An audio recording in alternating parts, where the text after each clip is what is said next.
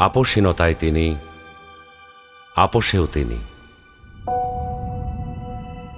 বাংলাদেশের রাজনীতিতে তিনি এক নিঃসঙ্গ শেরপা। এরশাদের স্বৈরশাসনের বিরুদ্ধে সদ্য রাজনীতিতে এসে তিনি গণতন্ত্রের প্রশ্নে অবিস্মরণীয় ভূমিকা রেখে ভূষিত হলেন আপোষহীন নেতৃত্বে। 2007-এর 1/11-এর দুঃশাসনের কালেও আপোষহীন রইলেন।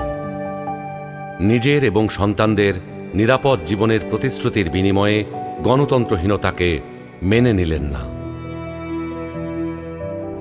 ফ্যাসিস্ট হাসিনার আমলে বিদেশ থেকে ফিরে এসে মিথ্যা মামলা মোকাবেলা করে জেলে চলে গেলেন। তবুও আধিপত্যবাদী রাজনীতির সাথে আপোষ করলেন না, হয়ে উঠলেন ফ্যাসিস্ট শাসন বিরোধী লড়াইয়ের অনন্ত প্রেরণা। তবে কি তিনি কখনোই আপোষ করেননি? অবশ্যই করেছেন। দেশের বৃহত্তর স্বার্থে অনেক গুরুত্বপূর্ণ মুহূর্তে উনি এমন সব বিষয়ে আপোষ করেছেন যেটা না করলে কেবল গণতন্ত্র নয়, বাংলাদেশের স্বাধীনতা সার্বভৌমত্বই বিপন্ন হয়ে পড়ত।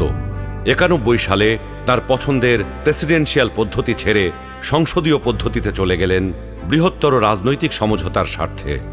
বিরোধী দলের দাবির প্রতি শ্রদ্ধা জানাতে 96 সালে নির্বাচন করে অল্প কয়েকদিনের জন্য সংসদ অধিবেশনে বসে তত্ত্বাবধায়ক সরকার সংবিধানে যুক্ত করে ক্ষমতা ছেড়ে নির্বাচন দিয়ে বিরোধী দলে গিয়ে বসেন। 2008-এ একপেশে এবং অসমান নির্বাচনী ক্ষেত্রের কারণে পরাজয় নিশ্চিত জেনেও নির্বাচনে অংশ নেন গণতান্ত্রিক ধারাবাহিকতা রক্ষার জন্য।